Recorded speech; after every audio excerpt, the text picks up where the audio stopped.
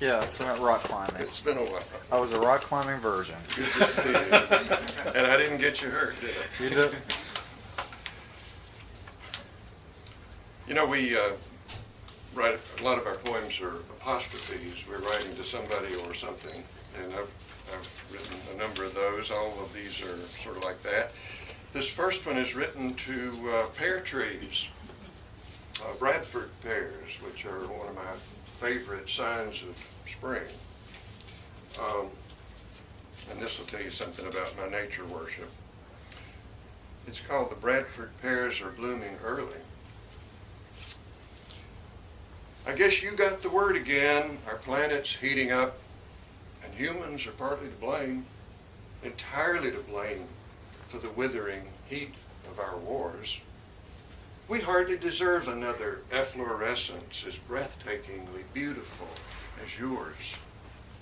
But here you are everywhere anyway, on roadsides, fields, cemeteries, yard after yard, lifting nonchalant limbs upward again, tossing out your creamy ecstasies barely beyond our busy, downcast eyes, innocent as girls in white Easter dresses. Little you care, it's still early March and not April, that this year began far hotter than any we know, or even that ice has broken some of your limbs. Little you care, you're taken for granted, cloaked in our exhausting clouds. What a shame to ignore you, though. We're wrong to pass without glancing at least, or maybe even quitting our silly errands to prostrate ourselves at your grassy feet in uttermost awe and devotion. For you lovely trees are far, far wiser than we. You know so much less than we think we know.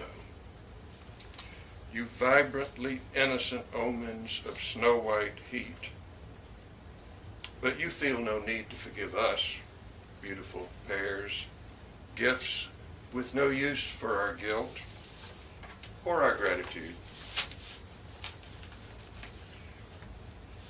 You know, some people think the only good snake is a dead snake, and that goes double for rattlesnakes. But this is an apostrophe to a rattlesnake, and I kind of try to take up the snake's cause here. Maybe more than a challenge, but this happened in Florida one hot summer day in the middle of almost nowhere. Tortured wanderer, overextending yourself on hot black Florida asphalt in wiggling confusion of heat waves. I forgot to tell you the title. It's called Poem That Ends with the Word No.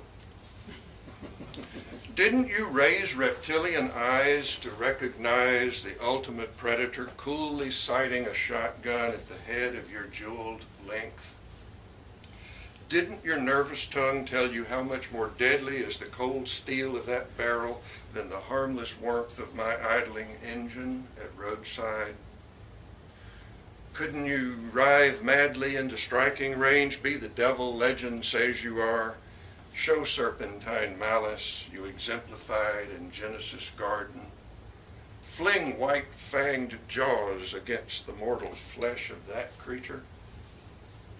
Couldn't I, arriving late, hear at least a buzz of rattles, see you coil and tremble against your brainless death? Couldn't I have come along ahead of him, stopped in wonderment to prod you, both of us safe amid danger, to edge you, urge you out of other men's way? Or could you not at least have wound off miraculously on your own into the palmetto fields cut by this highway, evanescing faster than his swift shot? Like the harmless black snakes I chased into the thickets of my childhood. Could I not perhaps have stopped him with a timely comment at least, before his macho spite could crack in the heavy air, blow your head away, still your dazed meandering, send an oddly human trickle of warm snake blood down your sleek neck? No. This is not exactly an apostrophe because the person addressed is here. sitting on the front row, and I may make him wish he hadn't before it's over, but this is another one for Jilson.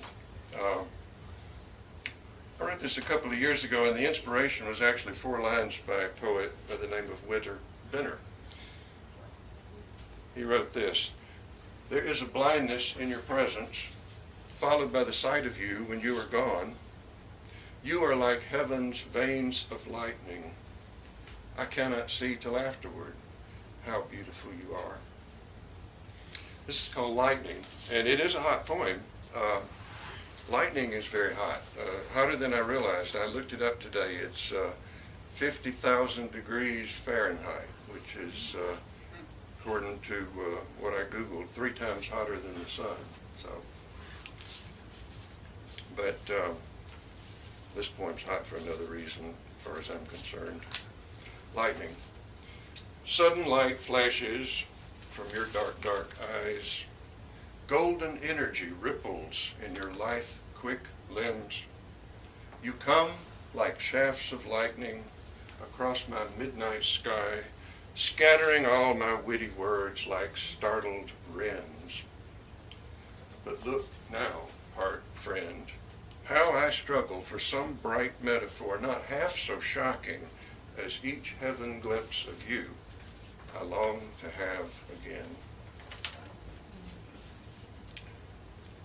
Those are my 3.